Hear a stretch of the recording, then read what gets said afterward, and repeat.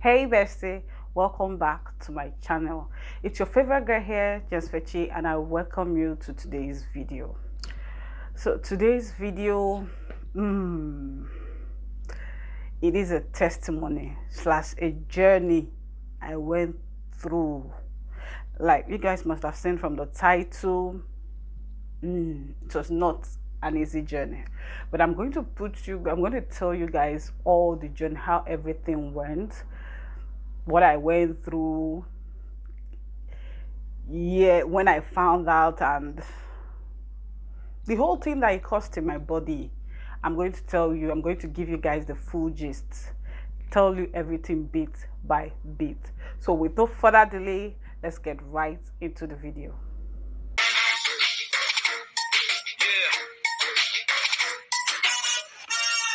Welcome back to my channel, bestie. If this is your first time of ever seeing this pretty face, please don't forget to subscribe, join the family. And if it is not your first time, thank you so much, bestie, for your love, your support, and all. So yeah, where do I start from? I think, okay, I'm going to start from the beginning. I hope I can remember all, though I wrote it down, like the guidelines to follow. So I think I'll try my best to remember all. So it all started years ago. Like, if I'm not wrong, that should be like 2012. Is it 2012 or 11? My normal flow came like the month usually comes, but this time it was so heavy with so much pain, like I was literally rolling on the floor, crying and all sorts. And after I finished with the flow, my elder sister was like, we have to go and check what caused this. So went to the hospital. They said I should do a scan. I did a scan, and after the scan, she shows that I have fibroids, but it was just one then. So the doctor said it's better we get rid of it fast before it grows, because when it grows, it multiplies like that. But we didn't even take it that serious. Like, I didn't take it serious. My sister as well didn't take it very serious. So I just left it like that. And years was going by. I think in 2013, 2014. It was in 2015. I think in 2015, April or thereabouts. I think in April or thereabouts. I can't really remember the specific month. My sister told me that there is a man that can treat it without without doing a surgery, because the hospital we went to, what they recommended was surgery. You would know the hospital will never tell you anything else if it is not surgery. I said okay. I asked how much for the treatment. She said, I think she told me 30K. I said okay, that's not a problem. We went to the place. The man gave me one concoction like that. I started drinking it. And I drank it for a while. I've taken that thing for like a month, and I've been having this little symptoms of things started getting blurry. Like, I don't see things clearly. I started having blurry eyesight, and at times a little bit blackouts and all that. It was when it was becoming too much. Then I complained to my dad, and by that time my sister had already gone back to Abuja, where she came from, because she actually came to Lagos to do something, and then she went back. That was when she took me there before going back. So my dad now called my sister. He said, please, see the complaint your sister is complaining. Can you call that man and ask him why is she having these symptoms? So my sister called the man, and then she now called us back. She now told my dad that the man said he forgot to tell me that I was supposed to be taking blood tonic while I was taking that concussion he gave me, because that's what I'm going to call it, concussion. So my dad said, so instead of the thing to be drying the fibroids, it was busy drying my blood. Literally, my blood. My dad got so angry after he heard that, and he just took the remaining of the concussion. And I have not even drank half of that concussion, and I was already feeling so much of that, the discomfort, the blurry eyesight and all that. My dad carried the remaining one, went and poured it away. Like, I've had enough, I've drank enough. And I had already written my jam and also written my post-UME. Then before I went to get that concussion and all that. I fell sick for 3 months. Like, I'm not even exaggerating, 3 months. I could not do anything for myself. I could not do anything whatsoever for myself. I can't walk properly. I can't even stand up. When I'm walking, because my sister's kids were in Lagos with us then, so at times I'll tell them I want to go to church on Sunday. And when we are going to church, me, I don't mind though. One person will hold me here and the other will hold me here. That was how worse. That was how bad, like, the damage that concussion caused in my body. So after like 3 months, I think I got better in November. I got better in November. And that was when I now decided, okay, I think the day I said, okay, now I can walk properly without having, without feeling dizzy, without anybody holding on to me and all that. I said, let me go and check if the jam, I even the post-UME that I wrote for my school, if I got the admission. And then I went. It turns out that I got the admission, and I was so happy. Like, at least I gained something this year. Not the fibroid I thought that this thing was going to cure, and it did not cure it.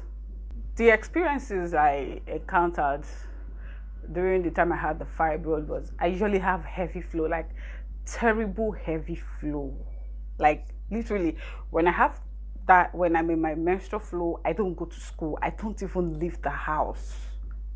I don't go to school. I don't go anywhere. Even church, if it comes on the day I'm supposed to go to church, I don't, because of how heavy it is. And how heavy mine is, I don't use pad. At first, I was using pad. But then I change like every 30 minutes. Every 30 minutes I have to change. It got so exhausting. And then someone told me about me using this baby pampers. So that was what I started using. At least that can last me for 2 hours, 3 hours, 2 hours, I think highest 3 hours. It can last for that much. And that was what I started using. Instead of me when I'm in my menstrual flow, when I was using pad, I don't sleep at night. I don't sleep at night because I have to change for every 30 minutes.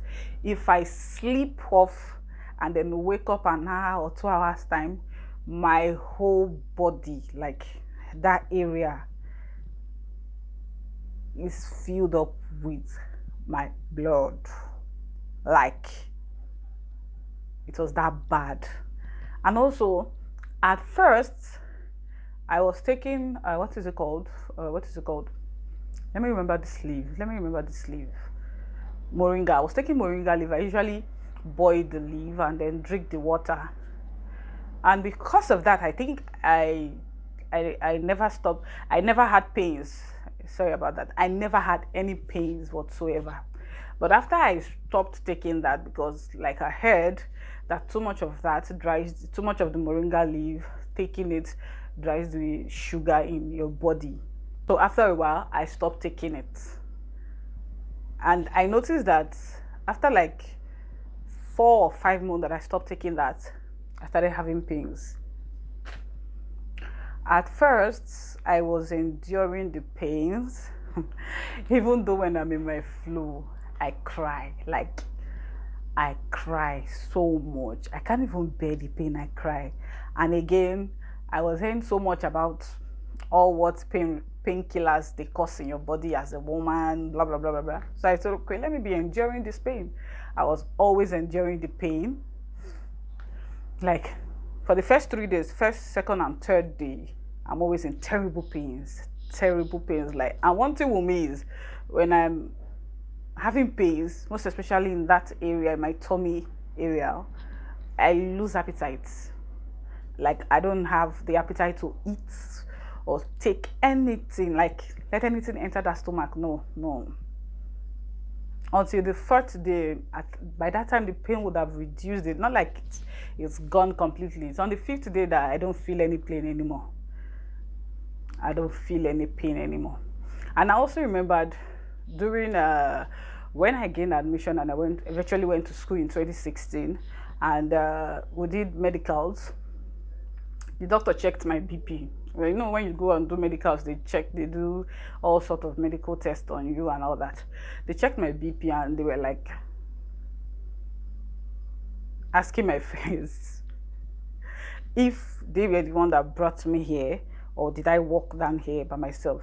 And those ones answered were like, we all came for our medicals, and she was the one that walked down here from my house, because my BP was so high, like so high. I think it was like 280, 220, and I'm not even exaggerating. And the doctor that did that checked my BP had to even call his colleagues, like a male and a female, to come and help him and recheck if he made a mistake. They checked, it was all the same. We were like, people that their blood pressure is this high, they always carry their aim like on a stretcher. They can't walk on their own. But you are telling us you came here by yourself. I said, I don't even feel headache. I don't have headache and all that. And I also got to know that it's that concussion that man gave me that caused this whole thing in my body, the blood shortage and everything.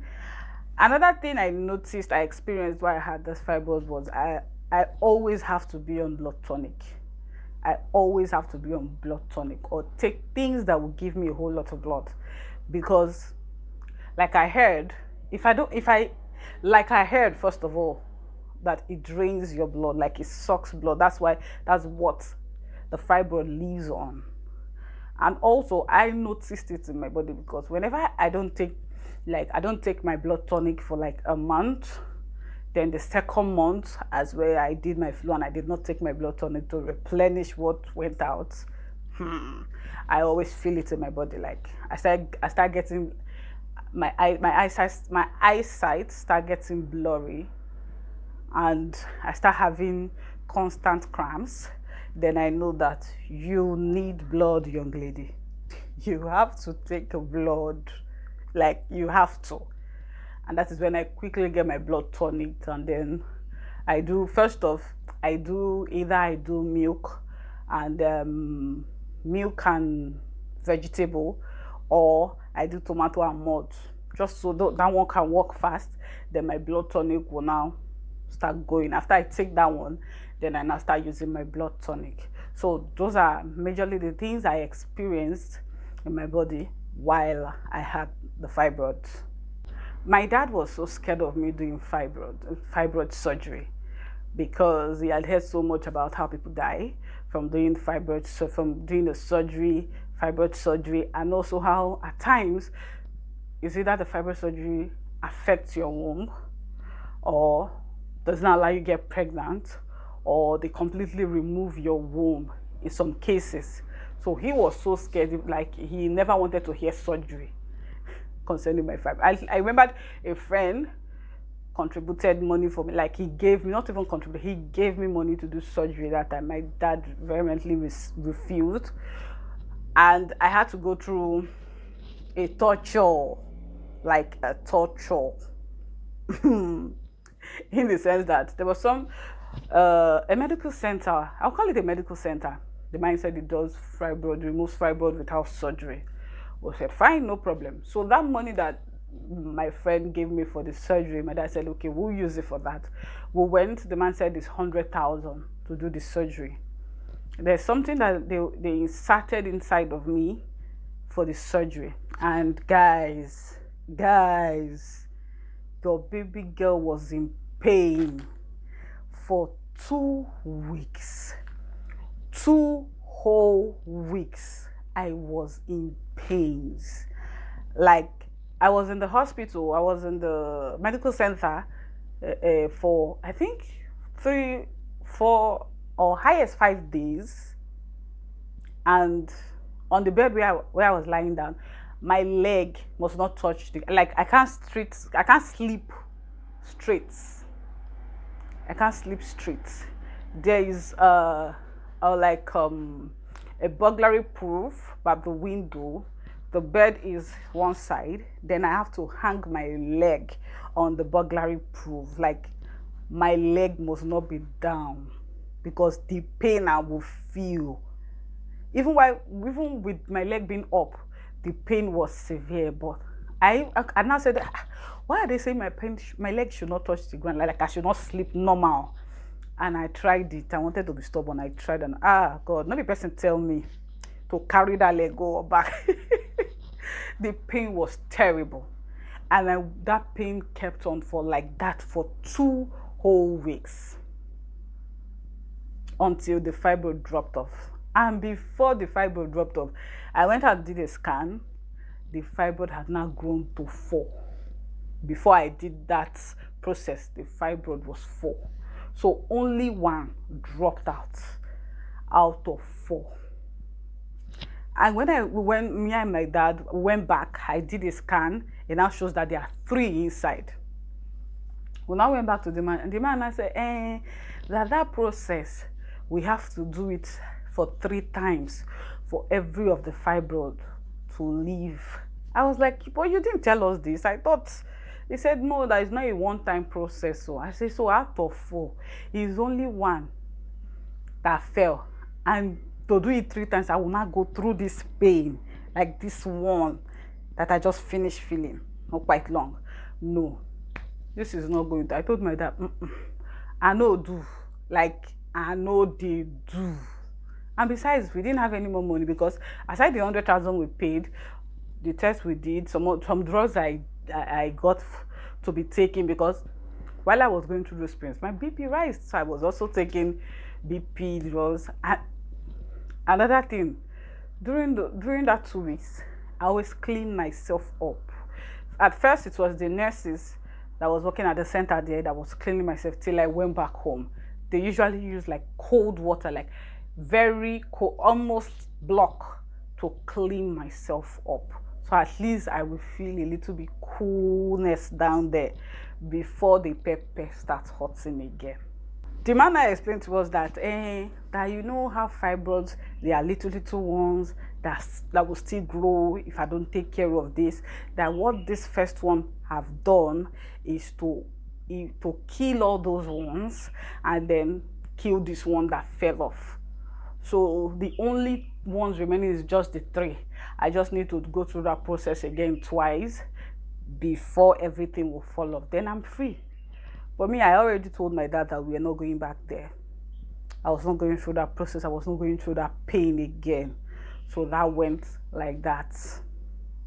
Then, while I was in school during the COVID, in 2020, during COVID, the school was not in session, but I was in Port Harcourt. I didn't go to Lagos. I also went through another one. They said there was one man somewhere in my one area. Those in Port Harcourt will know my one. So I went there. The man charged me 50K because the thing is, he said he would give you herbal drugs, this liquid that you will take, and as well you will be coming to his place every time you want to come and take more drugs. He will massage you, and that was how I did that one too. I paid the 50K, did that one too. That one there was no pain. The only time I feel pain is when he does the massage and all that. And the first time I went there, because there was something inserted inside of me that the next morning I will get home and then remove it. Immediately I left that place, I started feeling the pain. Like the lady that went with me, thank God for her. My friend that went, thank God for her. She was looking for balls that went. I said, my friend, me no feel enter balls. With this pain, why they feel? I was already feeling faint, feeling weak, feeling tired everywhere. She just called cab. The cab was calling money. She was still pricing. I don't enter. Mo just they go. Mo just leave here. No worry about I go pay anymore. Make I just reach house. the food she bought for me that day, I could not eat it till the next day when that thing fell off and I got myself. That process went like that. It didn't do anything. I didn't see any changes, nothing. My tummy was just there. I was just taking the herbs. I think I took the herbs till I left Port Harcourt. I started in April in taking that drug. I took that drug till November. I left Port Harcourt and nothing changed. I even took some with me to Lagos, and I said after that I'm done, I'm not going. And when I came back, I didn't go back again because I didn't really see any changes at all. I didn't really see any changes. So I felt there was no need. This one too did not work. They said it worked for some people, because the person that told us said it worked for her friend, that her friend even got pregnant really after taking it. So I didn't know why it didn't work for me, but it did not work for me. So those are the processes, those are the things I tried to do, the non-surgical procedures I took just to get rid of the fibroids. But the thing say, I know they go anywhere. Honestly, during those years I had the fibroid, it was really a tough time for me. It was really a tough encounter, because after a while my tummy started growing. It grew to a point that when people see me, they think I'm pregnant. Like, they call me Iyabeji. Those of you that are Yorubas and even non-Yorubas, you will probably know what Iyabeji means. Like, she's pregnant. When they call me that, I just answer. Even in school, people usually think I'm pregnant. My lecturer usually thinks I'm pregnant. Even though you people have been seeing me for the last 4 or 5 years, then as we joined 6 years, and you people still think, now so they get the belly every year. But when they ask me, are you pregnant? Yes, because I do not have strength to start carrying mic, telling everybody, and this is not pregnancy, it is fibroid. No, I don't have that time. So it was some people in my class, majority of the people in my class, and then my friends as well, they knew. But outside, people do think I'm pregnant, and that kind of affected me in a way, because at times I kind of feel sad, depressed, because I wouldn't want to use the word depressed, but kind of really made me sad, because at times I don't wear the clothes I love to wear. I always like wearing something that hugs my body, makes my small shape to accentuate, but because of the bulky tummy, it was very bulky. I'm going to leave a picture of that here so that you guys can see that here or here. I'll leave it. My tummy was very bulky. It made me feel like, I don't know how to put it. It made me feel like anybody that approaches me, for maybe a guy that approaches me that they like me and all, I'm like, this one is the type that will date a woman that is pregnant. Like, you see me with this big tummy, and then you are still coming to approach me. Are you for real? That was how I was seeing all the old guys that was approaching me then. Except for my old friends that knew me, and they knew when the problem started. But every other person, every other guy that was asking me out during those times, that was how I was seeing them. I didn't like going out. I didn't like going for events. I get invited to events. I get invited to parties. I didn't like going out through all those times. I'm like, with this big tummy, with this thing I'm carrying, I became secluded. I always like staying at home. I don't like going anywhere. Even when the friend invites me, and even when the ones that knows that this thing is not pregnancy and all that, when they invite me, I'm like, I'm not coming. And they understood. It was really a tough time. It was really a tough time, because I started feeling, how will I call it? My self-esteem started going low. Like, it went downhill. My self-esteem was here, and all of a sudden it became here. If I was pregnant, it would have been a different case. It would have been a very joyous thing, but I wasn't. And then the tummy was getting bigger and bigger by the day. They see me, when I go to the banks, I think The only place I would say I enjoy that thing is when I go to corporate offices, maybe banks and the likes. I'm always giving a preferential treatment that they give pregnant women. And they give pregnant women. I mean, I'm not even ready to start telling. I mean, I'm not. I will generally just act like I am very well. And those times I always wear bulky clothes, even in the bulky gowns and bulky tops. The tummy was still visible. Shana say how that tummy is stubborn. It's stubborn where, like you said, they must they see me. No matter what you wear, they must they see me. It was that bad. It was that bad. Like, it was really bad. Me that is an extrovert. Like, I love going out. I love having fun. I love catching my phone. I became an introvert all of a sudden. Because before I go out, before I think of going, I'm like, what am I going to wear? Is this all this Miriamaka that I have in this house that I will wear? And if I say, let me wear a tight one, strong face, now this one I go wear, this belly go just shoot out. Pregnant woman everywhere. Meanwhile, this baby no pregnant too. It really, really affected me. But at times I was like, there's nothing I can do about it right now. Because now that I've even decided that I want to do a surgery, the money is not there. So there's nothing I can do about it. So I just flaunt my tummy, chest up, thin out, like, is that how they used to say it? And I walk majestically with my big tummy. At times I even wear tight clothes when I want to flaunt it very well. If you get angry, hit your head on the wall. That is when I will know that you are angry. Because in school, then I hear a lot of people say, why does she look like wearing tight instead of her to be wearing free things? Come talk for my face now. No, we don't wait the talk for back. But yeah, it really did affect me. At times I stay in my room and I cry, like, when is all this going to end? I remember talking to a friend, and it was like, I told my friend that I needed, I don't know what to do to get rid of this. I'm ready to do a surgery, but the money is not there.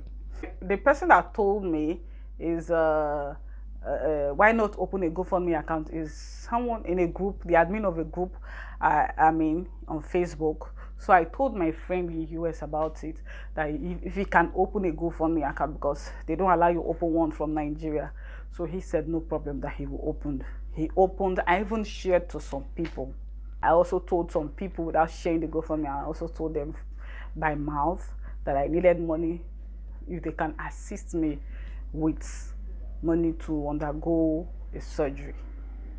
And that was how I was able to raise money. Like, I will not even lie. I will not even lie. I think after I had the surgery, no, before I had the surgery, the charge I was charged, was it not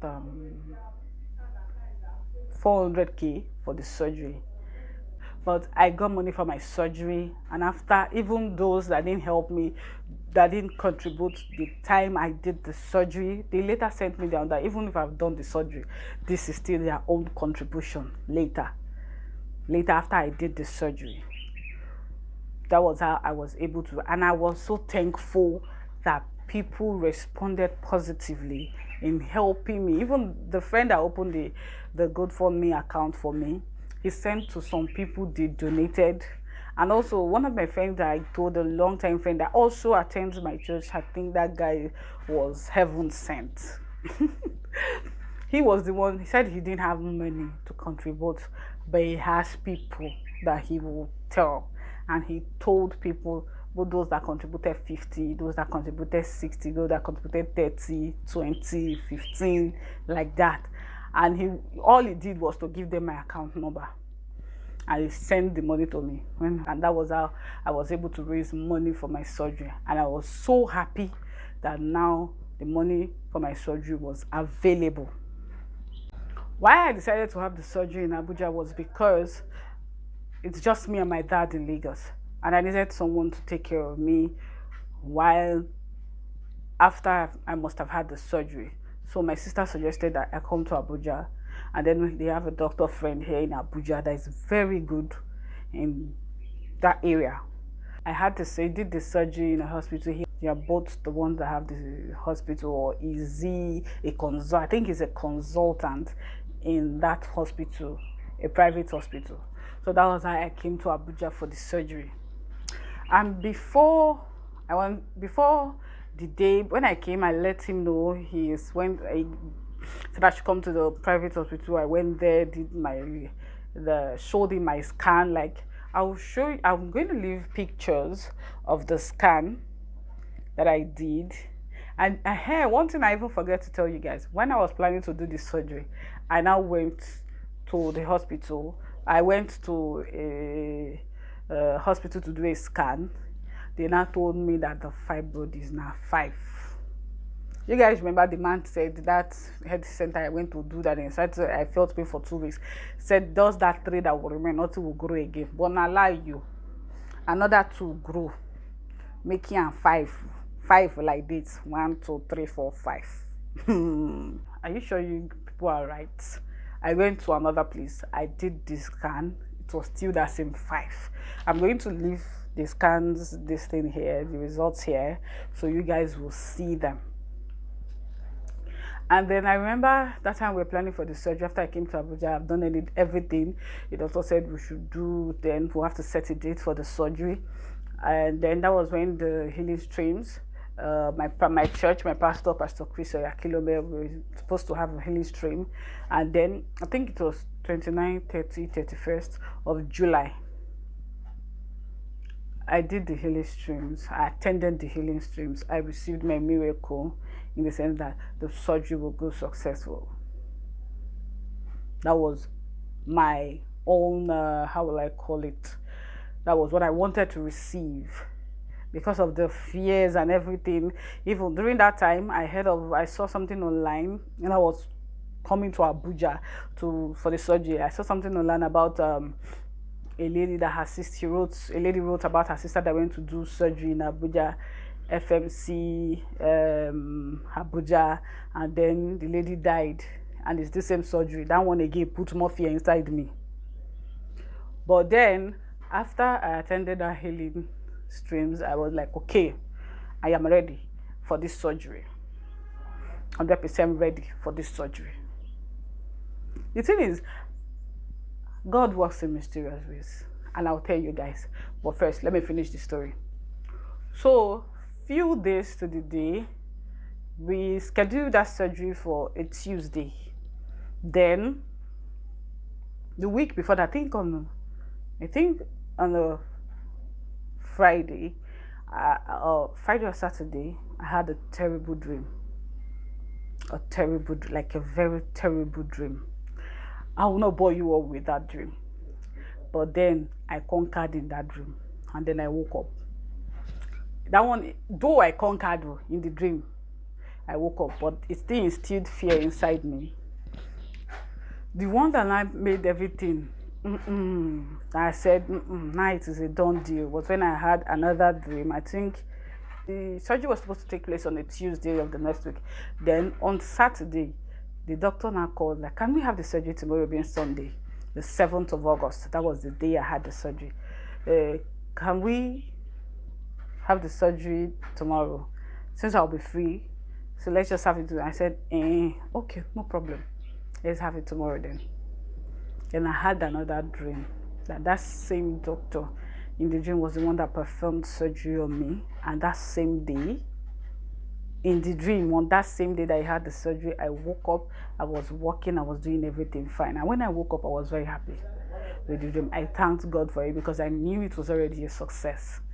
On our way to the hospital, my mind was doing kikom, that Sunday, kikom. But for the lovely sisters that I have and their lovely kids, they all, in fact, the nurses and the doctors, they got tired of us. The whole family in the hospital. If not that, if my dad was not in Abuja, neither are my brothers in Abuja. That hospital for knows that day, because everybody were there. They were there to support me. Even the nurses were like, you're a very nice auntie. For all your nieces and your nephews to be here, pampering you like this. While I was there waiting for the doctor to come, and they've checked my vital signs and everything. Fear again started coming in. Fear again started coming in. And another thing, the doctor said, I think I met him a few days to the surgery. He said, okay, let him tell me now. Like, I have to reserve 20 or 30,000 that they will use in putting blood in my body in case if I bleed too much. And as well, if I bleed too much while the surgery is going on, that they will have to remove my womb to save my life. I just replied to him, Doctor, don't worry. I will not bleed too much. And you will not have to remove my womb. He said, okay, fine, no problem. And that was how, when the doctor now came, they injected, I don't know what they call it, that they put in case if they want to pass blood or pass, what is it called, drip, anything, they just put it in my hand. The biggest size, like, I could still, so I think it was on, was it on this? No, it was on this one.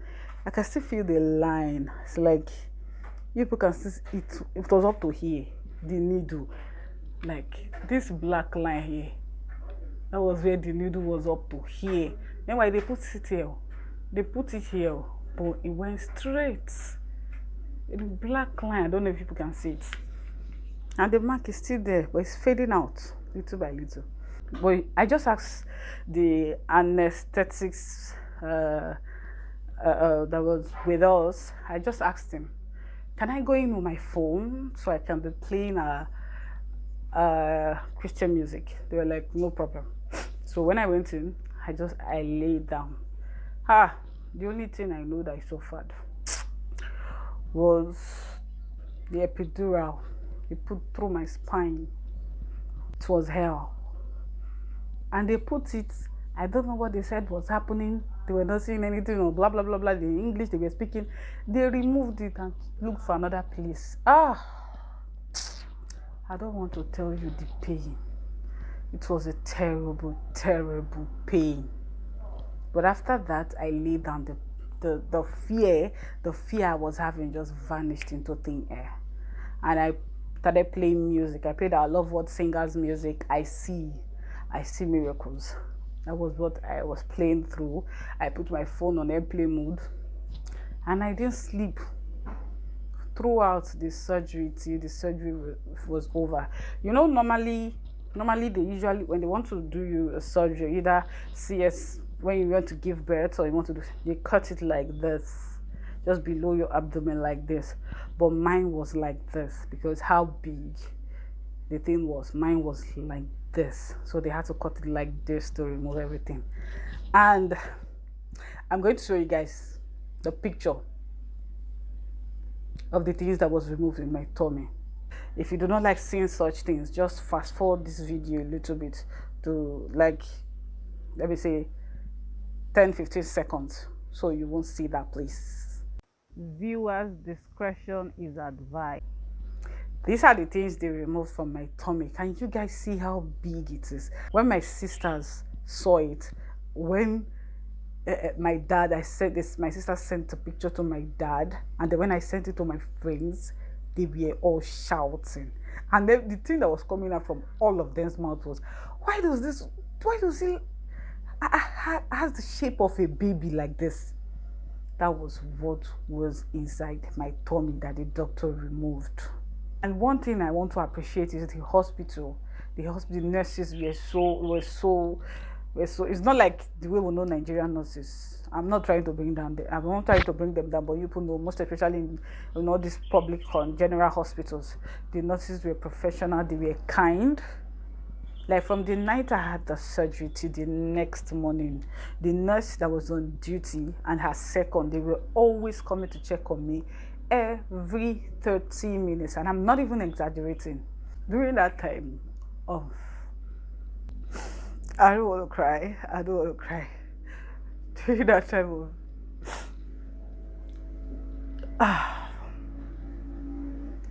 it was not a funny experience for me at all because of all the things I read. I don't want to use the words that I was depressed, but I think my friend will see me and then they think, She's a strong girl, but I don't know what I go through. Well, most especially when I look at my old pictures and I see this, how people call me Yabeji. Not like it's a bad thing, but it always gets to me at times. It's not like I just have tummy, because so many times there was nothing I did not buy to tie it. But when you have a strong thing inside that is sucking your blood and killing you, there's nothing that can hold it. Even corset cannot hold it. You will just kill yourself. So, not a good experience for me, but I'm thankful that it's in the past now. Firstly, I want to take my family, like my sisters and their kids. Like my eldest sister, our firstborn, was with me in the hospital all through. The 3 days I stayed in the hospital before I now went to my other sister's place, and that's where I've been since I finished my surgery, and I'm recovering. That's where I stayed all through my recovery process time. And like my nieces and my nephews, they are the best. The best. I'm so blessed to have them in my life. You don't want to see the way they were pampering me like a baby. My nieces and my nephews, pampering me like a baby. Even before I say a need, that I need this, they already knows. Like all through my recovery process until when the first time I came back, I was here. I was in my sister's place. Once, I don't know if they always monitor me. Once I just feel a little pain and I squeeze my face. Auntie, what is the problem? Are you feeling pains? They were pampering me so much. And I was now wondering, oh God, thank you so much for blessing me with such nieces and nephews. Even my sister, the other of my sister was the one that was cleaning my body all through till when I started taking my bath. I could not stand and take my bath. The eldest among all my nieces and my nephews, she was the one that went with me with 2 other ones to the hospital when I wanted to remove the stitches. She was the one that was inside the room with me when this nurse was removing the stitches. I got to a point she was shouting on the nurse, take it easy now, it's paining her. Like she was almost crying while the nurse was removing the stitches. And I thank God for the nurses that was at the hospital, because they really pampered me as well. They did. I will not lie.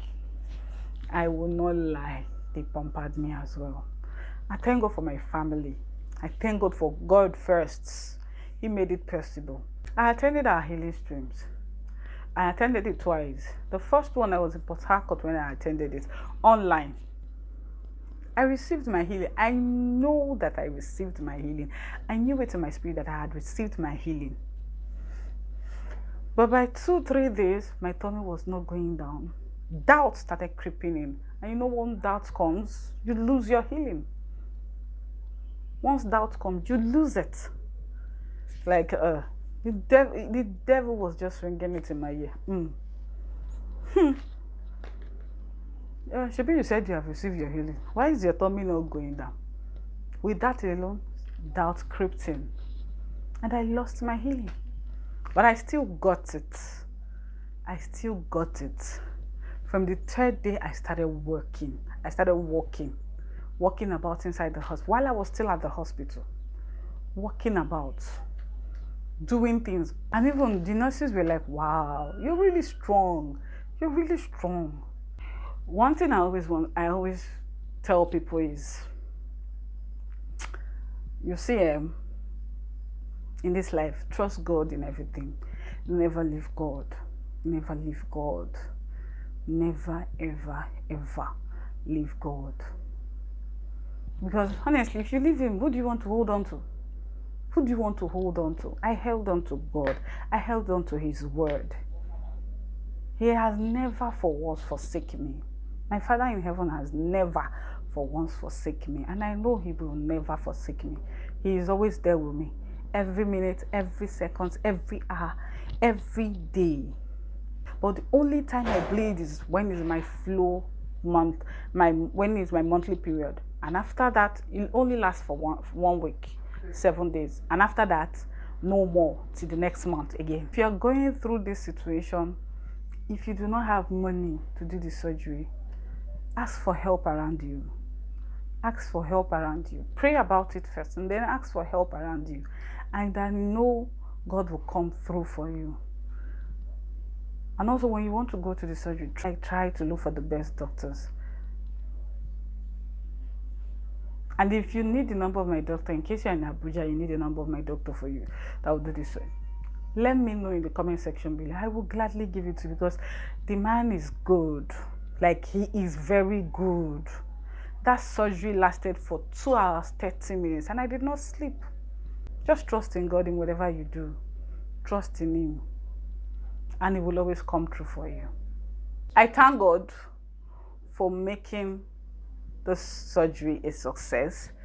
First off, I want to say thank you to God for his infinite love, for his unending special love. Because I always say it, God has a special kind of love for me. He loves me specially. And he has shown it in so many ways that I cannot even count. I'm thanking God also for making it possible. Thanking God for making people to be able to donate, to raise money for me to be able to do this surgery. I also want to thank my family, my ever-loving family, my sisters, my dad, my nieces and my nephews for their love, for taking care of me throughout the period I had the surgery and the recovery process. Thank you all so much. It was not an easy journey, but I have conquered. My tummy has not fully gone down because the doctor said I should stay 3 months, then I can start maybe doing exercise and all to make the tummy go down, but it has gone down compared to what it was before. And this is I think 7th of this month made it the 2nd month I had my surgery. The girl is back. Like, I'm back. It was not an easy journey to go on. I came out stronger. I came out happier. And yeah. Thank you all for watching today's video. I hope you enjoyed it. And if you did, please don't forget to give this video a thumbs up. And also subscribe to my channel if you have not. Turn on your notification bell so as to be notified whenever I upload new videos. I'll see you in my next one, bestie. Bye for now.